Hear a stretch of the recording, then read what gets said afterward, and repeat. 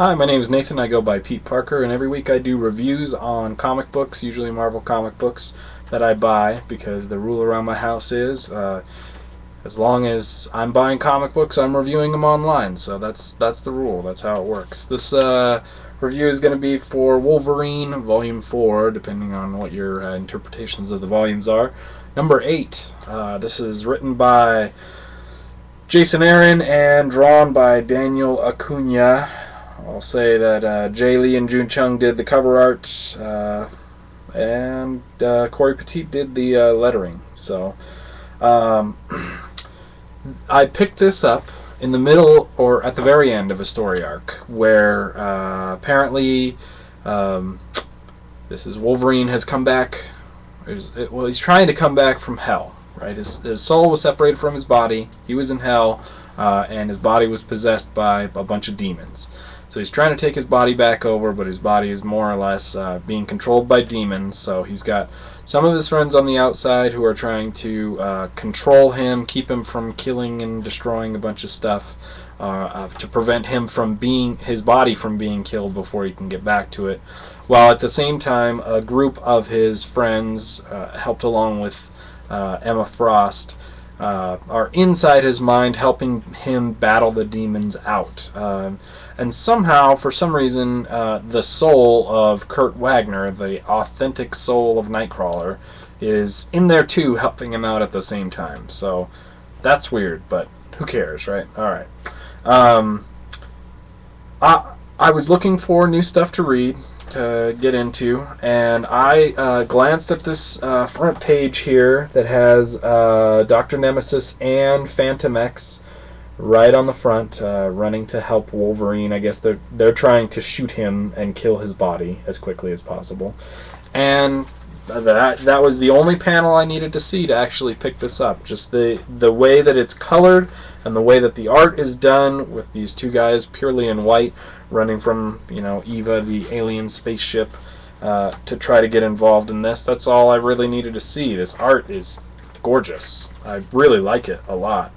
The line work is so different than anything that I've seen before. And, I probably have seen Daniel Acuna's work before, but this really just stood out to me. And it's really interesting to come in at the very end of an arc, the conclusion of it, or more or less. You get all of the resolution, a little bit of the climax, and you hear about all the backstory before that. So usually you would think that that's not enough on its own to make the whole thing worth it, right? Well, that's not the case here. I really enjoyed the comic book from front to end. The inclusion of all these characters in Wolverine's mind, along with himself, along with a demon-possessed Wolverine's body on the outside that's being attacked constantly by these two trigger-happy guys, is really cool. Like, the whole thing has some good comedy to it. The art is beautiful the whole time, and the resolution's really neat too. While the demon's inside his mind, or maybe his soul, I don't know exactly. I think he's in his mind, since that's where all the characters were. They do a lot of damage to the stuff that he's set up there, but at the same time, they're trying to maintain control over him. So I don't know what my point was there, but it's really good.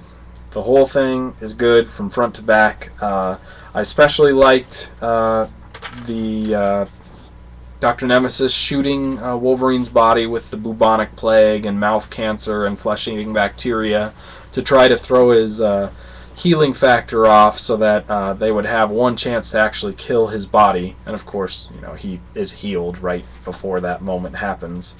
I didn't really care that much about the fact that what really saved Wolverine was the small compartmentalized part of his mind, where he personified Jean Grey, and his love for Jean Grey or whatever, and she, as the Phoenix, was able to expunge all the demons from his mind. I don't really care about Jean Grey anymore. I don't even care, of Wolverine's connection to Jean Grey. Yeah, he liked her or whatever back in the day, right? But I don't know. never was a big thing for me. So I never really fully understood the pull of Jean Grey, but you know, that's probably just me. I'm probably the only one in the world.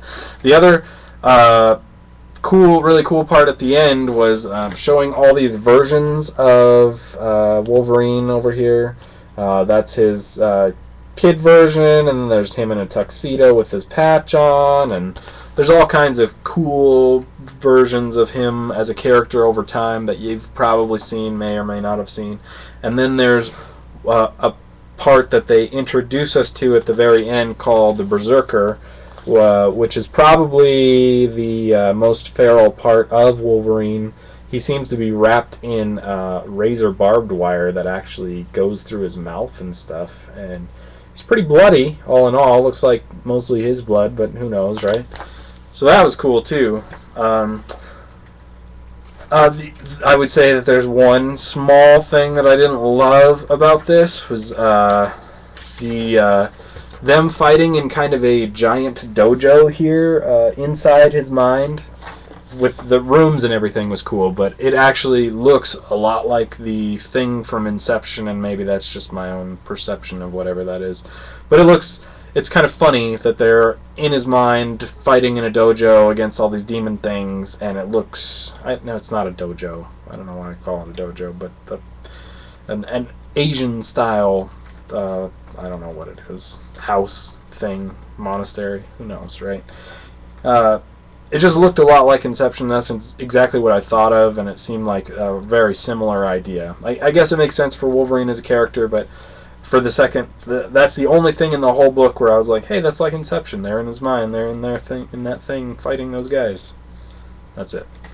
It's really good. I plan on sticking with Wolverine as long as this team is with it, and you know, tentatively after that. I hope that I didn't jump in on this last issue of this arc, and that's it for this. But we'll see next time. I will probably actually go back and read the issues leading up to this because I like the art so much and I like the writing so much. So I'm going to highly recommend this to anybody who's a fan of X-Men or the Wolverine. I read Uncanny X-Men from last week at the same time as I read this book, and I love this book way more. So there you go. 5 out of 5. Try it out. You won't be disappointed. If you want to check out my other reviews, I'll be on YouTube. You can follow me there, or Marvel Database, iFanboy, Comic Vine, maybe some other places, anywhere I can find to stick them. So check them out. Other than that, I'll see you next time.